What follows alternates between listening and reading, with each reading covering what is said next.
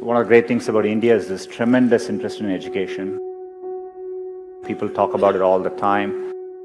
Most parents aspire for this for their children. And so I think it's a great foundation we have as a country. In my experience growing up here, I think there's a lot of emphasis on spending time on the books and learning things academically.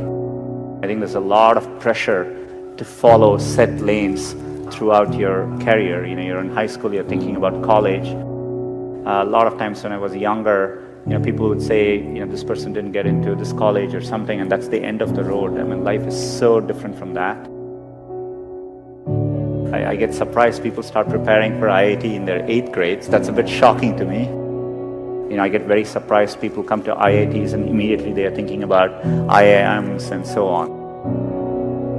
The US, for example, most students don't choose their majors till their final year. So people explore different things and find what they're really passionate about. The way I dealt with these things was try and feel what I really enjoy doing and pursue that.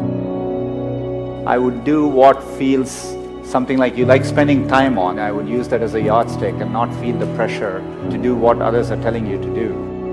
I've always wanted to work on computing, build computing products.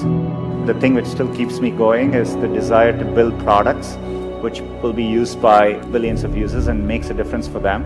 That's what I've been focused on. It doesn't need to be even in engineering. There are many, many different ways, and you will see this later in life. People do well from all walks of life. I think education needs to evolve and change just like with everything else. Getting into an elite institution doesn't guarantee success. It matters a lot, but it doesn't guarantee success. I would like to see people value creativity, value experience of doing things, taking risks. It is important to be well-rounded. I would encourage people to try different things, take some risks, follow their passions a little bit more, enjoy what you're doing. And what matters most is loving what you're doing and trying to do well at it. So I think if you follow your heart and do what you like, you will always do much better. It's worthwhile taking risks and trying to do something you're really excited by. And if the first attempt you don't do it, you can try again, and things tend to work out in the long run. If you work on really difficult things, you're better off because you have no competition. Others aren't working on that difficult a problem. Even if you fail, you end up doing something great in the process. You want to aim high enough that you fail a few times. I think that's the natural part of the process. Setbacks actually don't matter. In Silicon Valley, part of the reason so many people start up a company is starting up a company and even having failed, you can wear it like a badge of honor. And I think that's important. Culturally, risk is rewarded. So I think it's important to keep your hopes, keep your dreams, and try to follow them. Most of how life plays out is up to you, not up to what happens outside of you. And I think it's important to keep that in mind and take the long-term view.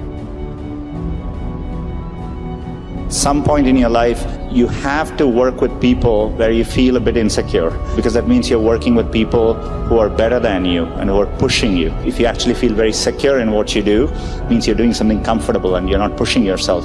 There are many, many times I've felt working with people in a group, am I doing enough? These people seem much better than me, and I think it's an inherent part of learning.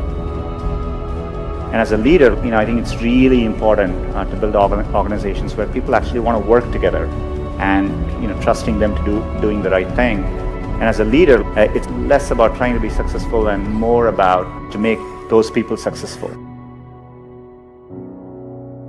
I'm absolutely, with full certainty convinced that India will be a global player in the digital economy, and it'll be competitive with any country in the world.